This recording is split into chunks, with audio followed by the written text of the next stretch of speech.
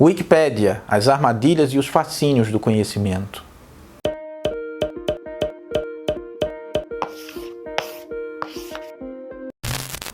A enciclopédia é um sonho antigo da humanidade.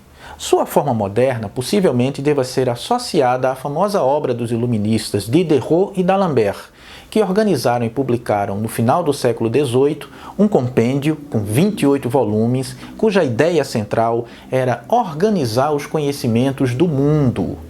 O historiador norte-americano Robert Darnton chama a atenção ao estudar a Enciclopédia dos Iluministas para o fato de que seu mérito está menos no que ela traz enquanto verbetes e conteúdos e mais no modo como a enciclopédia arruma, como ela organiza o conhecimento do mundo.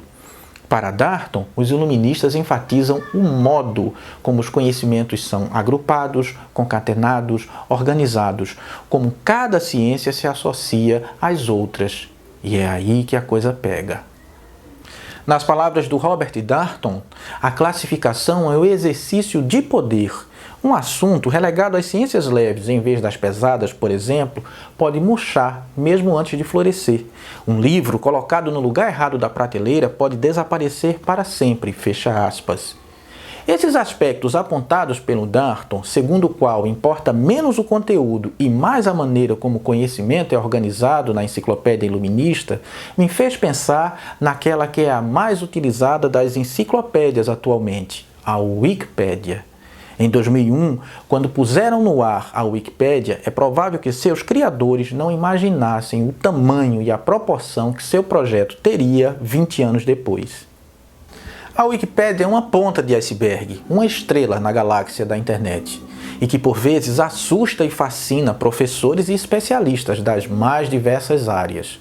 Mas ela está associada a uma transformação cultural no próprio modo de produzir, acessar e lidar com o conhecimento. Dois dentre esses três aspectos, produzir e lidar com o conhecimento, me interessam mais.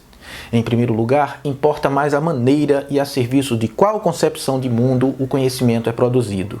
Em segundo lugar, eu penso que o jeito como lidamos, o que fazemos com o conhecimento que adquirimos é o mais importante. Portanto, o risco maior de um projeto como a Wikipédia não está no seu erro factual ou epistemológico.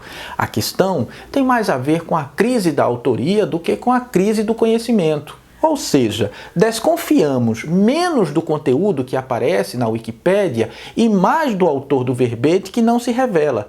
É porque a autoria não se revela que o conteúdo tem perdido poder.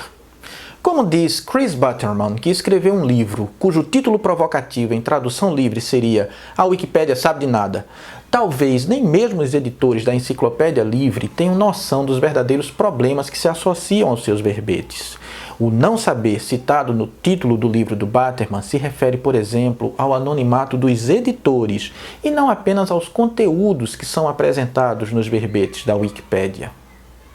É bem provável que professores usem a Wikipédia enquanto desaconselham seus alunos a usarem. Fazem isso porque acreditam que têm cuidado no uso e estão mais preparados para perceber e enfrentar as armadilhas que esse tipo de ferramenta apresenta. Então, em sendo assim, importa pensar outras dimensões que extrapolam o uso imediato e, quem sabe, ensinar nossos alunos a também eles usarem esses recursos, que afinal, com ou sem consentimento e aprovação professoral, eles já usam. É preciso pensar o uso da Wikipédia para quê? Que tipo de informação eu vou buscar ali? Saber, por exemplo, o século em que se deu um acontecimento ou a qual escola filosófica tal filósofo está associado são informações que dificilmente não serão consensuais. E como disse o Robert Darnton, exceto pela Wikipédia, o Google já controla grande parte das informações da maioria dos americanos. O mesmo deve se aplicar ao Brasil. No caso da história, seja a disciplina escolar, seja o campo do saber, nós conhecemos as razões para a desconfiança. Estão relacionadas ao modo como o conhecimento histórico é trabalhado, produzido e significado na Wikipédia. Mas, como sugere Matheus Pereira ao citar os trabalhos de Rosenzweig, existem pelo menos 5 razões para nós professores pensarmos a relação entre a Wikipédia e o conhecimento histórico. ela ajuda a compreender aspectos da demanda social pelo conhecimento do passado. Ela ajuda a pensar as questões relativas à própria aprendizagem da história. Ela trabalha, mas não só, com abordagens próximas à dos historiadores. Fazem, por exemplo, checagem de fontes muitas vezes. Além disso, ela ajuda a entender que o passado é um objeto de disputas. E, por fim, a Wikipédia leva historiadores e professores de história a conhecer e a pensar outras formas narrativas e de difusão do conhecimento histórico. Aqui fica a impressão de que no mundo marcado pela imprensa mainstream e seus interesses inconfessos, pela fake news e suas maquinarias de destruição do conhecimento e da ciência, a Wikipédia, pelo menos por enquanto, parece não ser o fantasma mais assustador. Mas óbvio, isto é apenas uma impressão. Eu acho que talvez a gente volte a esse tema ainda. Eu acho que esse tema provoca muita reflexão. Tem muita coisa que a gente deixou de dizer aí dessas leituras que a gente fez.